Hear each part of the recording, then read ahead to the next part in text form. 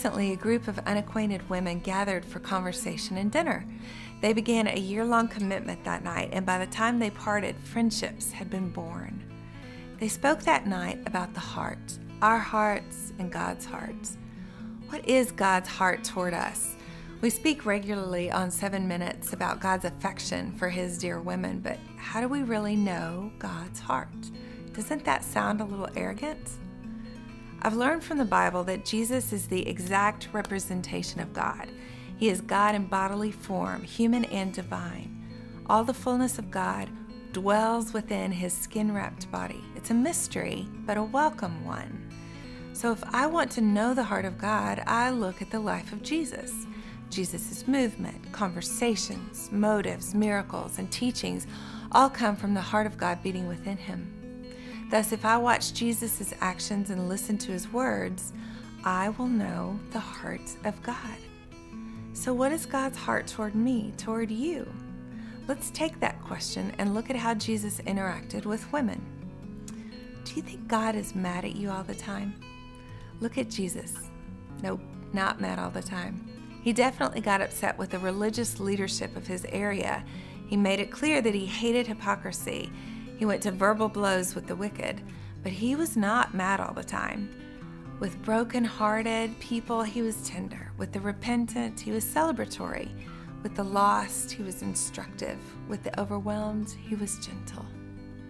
Do you think He dislikes you and you're not good enough for Him? Do you have so many strikes against you that you don't think God's heart toward you is kind or tender? Nope, He's not like that.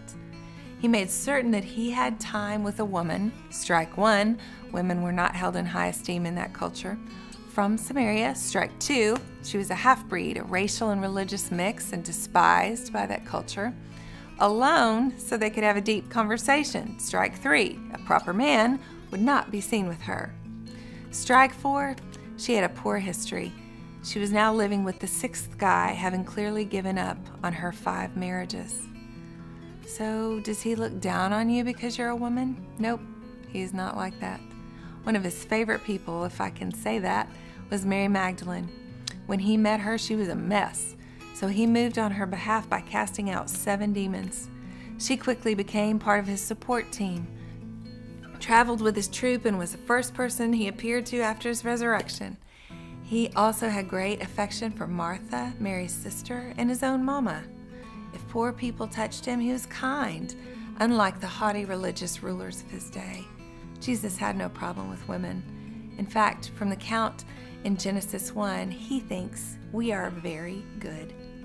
Does He condemn you for messing up sexually? Nope, not like that. There was a woman caught in adultery and brought to Jesus for condemnation. The men who dragged her to Jesus brought along stones to kill her and were hoping Jesus would approve her death. Instead, He spoke the famous words, "He who's without sin, let him cast the first stone." And then when all the men had left, He addressed her and said, "Woman, where are your accusers? Is no one left who condemns you?" She answered, "No one, Lord." And He said, "I don't condemn you either. Go and leave your life of sin." Does He regard you because you're old or crippled? Nope, not like that. In Luke 13, Jesus was teaching in a synagogue, and He noted a woman who had been crippled, bent over, hunchbacked for 18 years. She couldn't straighten up at all. Can you imagine how difficult her life must have been? Yet there she was on the outskirts of the synagogue, listening and loving God. Jesus called her forward in front of all those people and said, "Woman, you are set free from your infirmity." And He put His hands on her, and immediately she straightened up and praised God. It made all the religious people so mad because it was a Sunday, and they said no one should work on a Sunday. Jesus went to bat for her, calling the religious people hypocrites. He showed compassion on this precious woman, and He has compassion for you. He is concerned about your freedom. Does he deem you inadequate, or small, or not worth His time? No.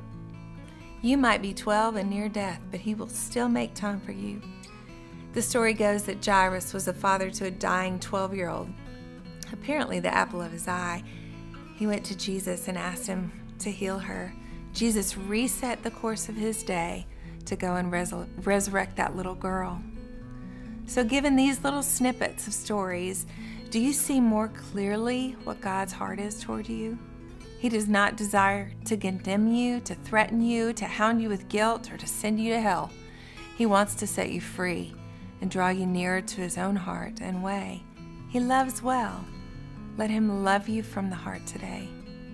For a Bible study and question page on this episode, please go to 7-men.tumblr.com and have a great rest of the day.